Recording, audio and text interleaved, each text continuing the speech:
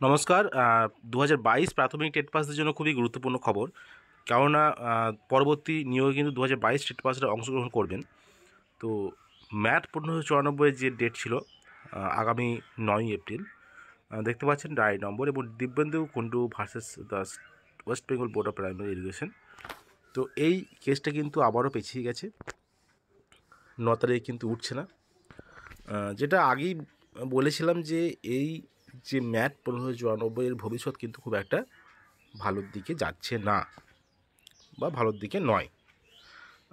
দেখতে পাচ্ছেন diary number, case number, present and last listed on ৬/১১/২০২৩ লাস্ট শুনানি হয়েছে এবং এই ম্যাট ১৫৯৪ যে ডিভিশন বেঞ্চের রায় সেটা কিন্তু স্থগিত আছে। সেটা সুপ্রিম কোর্টে কিন্তু স্থগিত আছে, স্টে পড়ে আছে। অনারেবল জাস্টিস এস বোপান্না এই বেঞ্চে কিন্তু এই কেসটি শুনানি হয়েছে।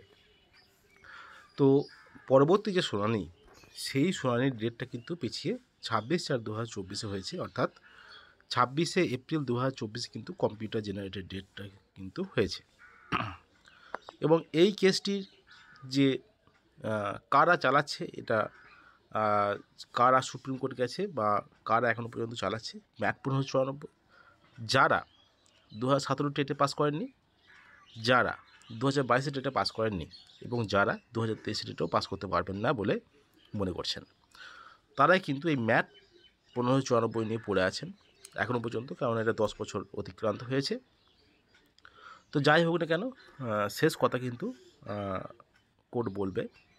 তো পরবর্তী রিক্রুটমেন্টে যাতে অংশগ্রহণ করা যায় সেই জন্য কিন্তু ম্যাট ১৫৯৪ যারা কেস পিটিশনার তারা কিন্তু মরিয়া চেষ্টা চালাচ্ছেন। তো এইটাই হলো বিষয় যে আগামী ২৬শে এপ্রিল ২০২৪ এই কেসটি কিন্তু কম্পিউটার জেনারেটেড ডেট হয়েছে শুনানির এবং পরবর্তী ডেট।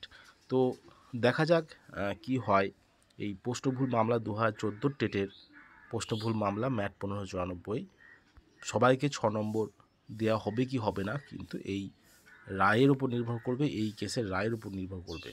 বিষয়টা হলো এমনই।